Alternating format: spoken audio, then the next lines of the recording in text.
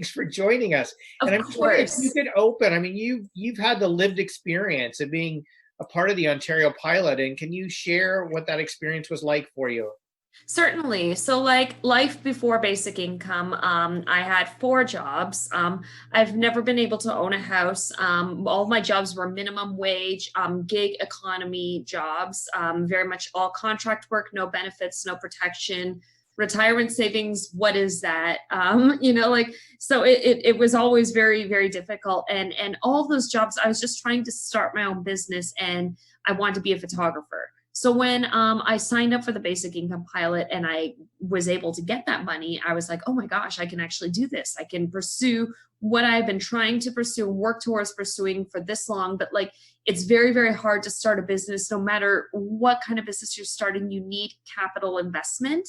And then in my situation, I also needed to have that floor of my, like Josephine was talking about, so I can make sure I can pay my rent every month, or I can have food on the table every month and cover all my bills from the cost of living. And I'd never been able to do that. So I was always going like, from one job to the next job to the next job, working 60 to 80-hour weeks, just exhausted, but still like going into the red every single month, is still very much struggling financially and struggling to survive. So then when I got basic income, I was able to quit those jobs, but then I wasn't losing any money because then I had that free time to pursue my photography business. So Mhm. I was actually finding I was making more money as a photographer, and my business was growing because I had that time to invest in it. I wasn't locked into these minimum wage gig jobs. I was able to determine my own prices for myself. I was able to build my business and see it grow and have that time to invest in it, which turned into a better economic investment both in my life, and then I was able to buy more things and improve my life. So it was really, really good that way. Obviously, the pilot got canceled, and that really, for myself, changed everything, and for a lot of people that were on the pilot. So I've been able to hear all of these stories and talk to these people and know all these stories and kind of witness firsthand how devastating the cancellation of that basic income pilot was. So, Jesse, you've been a critic of the Ford government canceling the pilot, but a very vocal and I think creative advocate for a basic income based on your own experience. And thank you for sharing your story. I'm curious, some of the people who were also a part of the program and you've photographed, can you maybe just share a bit of uh, some ways in which the program helped them and made their lives better?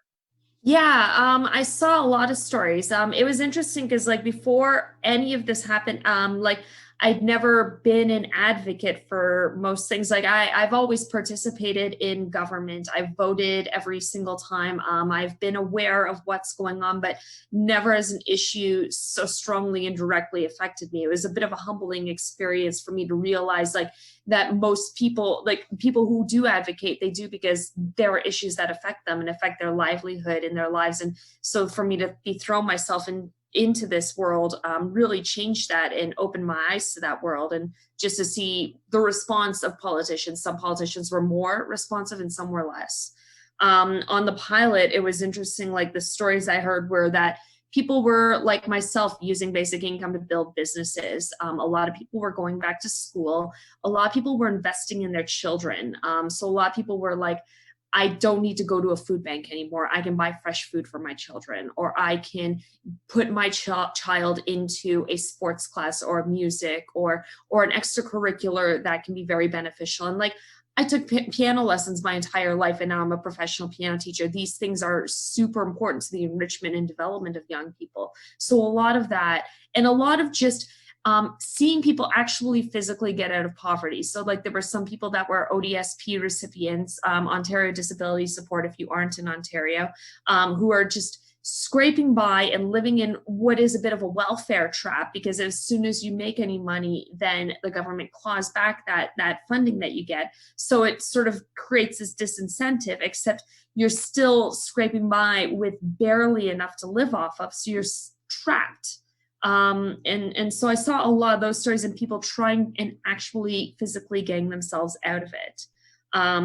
like one of my very, very good friends who was on the pilot, she's an osteopathic practitioner. So she used basic income to pay for her schooling, because she would work as a bartender. So she would be working all night up until like 3 a.m, working at her bar, then up early the next morning and studying and working and trying to get clients and trying to do everything. So it was incredibly hard. Another family that are also good friends of mine, they found out they were pregnant while on the basic income pilot. So their decision to have their child and raise their child and choose a safer house for their newborn, and they also have an 8-year-old, was hugely impacted by the basic income pilot and trying to give them more healthier outcomes. Like I can go on. Right. Well, thank you for sharing.